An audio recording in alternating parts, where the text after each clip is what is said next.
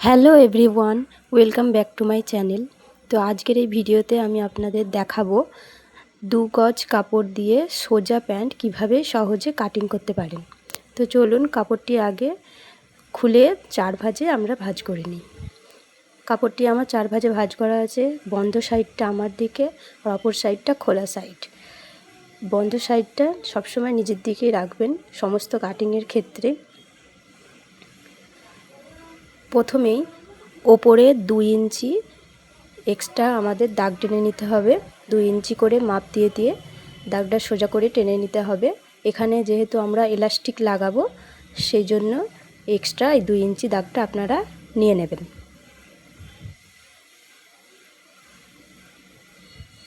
এবার 2 ইঞ্চি দাগ যেটা আমরা টেনেছি সেটা বাদ দিয়ে নিচ থেকে আমাদের ঝুলের মাপটা আমরা নিয়ে নেব।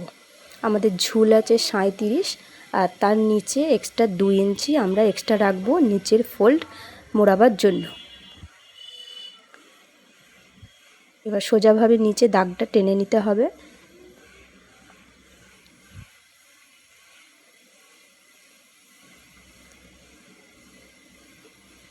এবার এখানে আমরা নিচে 2 ইঞ্চি এক্সট্রা রেখে দিয়েছি ফোল্ড করবার জন্য। আপনারা ভিডিওটি দেখে আমার মতো করে করবার চেষ্টা করবেন। মুখে বলে কতটা বোঝানো যায় জানি না, ভিডিও দেখলে আপনারা স্পষ্টভাবে বুঝতে পারবেন কিভাবে আমি করছি। এবার আপনারা কোমরের মাপ আপনাদের যা থাকবে তার সাথে এক্সট্রা 2 ইঞ্চি যোগ করে সেই মাপটি আপনারা নেবেন। আমার এখানে কোমর ছিল 36, 4 ভাগ করলে হয় 9, তার সাথে 2 ইঞ্চি যোগ করে 11 আমরা নিয়েছি, মানে 11 ইঞ্চি। এরপর আমাদের হাইয়ের মাপটি নিতে হবে। আপনি কোমর যা নেবেন হাইয়ের মাপটিও আপনাদের সেই অনুযায়ী নিয়ে নিতে হবে। তো এখানে হাইয়ের মাপটিও আমি 11 ইঞ্চিতে দাগ দিয়ে দিয়েছি। এবার দাগটি সোজাভাবে টেনে নিতে হবে। তারপর হাইয়ের এইখানে আপনারা 1.5 থেকে 2 ইঞ্চি এতে একটা দাগ দিয়ে দেবেন। এর থেকে বেশি নেবেন না, কারণ 1.5 থেকে 2 ইঞ্চিতে দাগ দিলে এটা খুব সুন্দরভাবে ফিটিংসটা ভালো হবে। এরপর কোণা থেকে 1 ইঞ্চিতে মাপ করে গোল শেপ দিয়ে কেটে নিতে হবে। এটাকে একটা রাউন্ড শেপ করে নিতে হবে।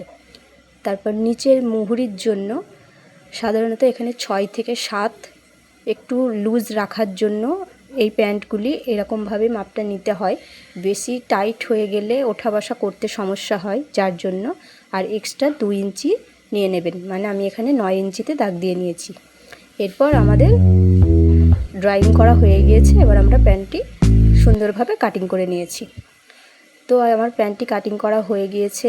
নেক্সট ভিডিওতে আপনাদের সাথে আমি স্টিচিং ভিডিওটি নিয়ে আসব। অবশ্যই আপনাদের ভালো লাগবে।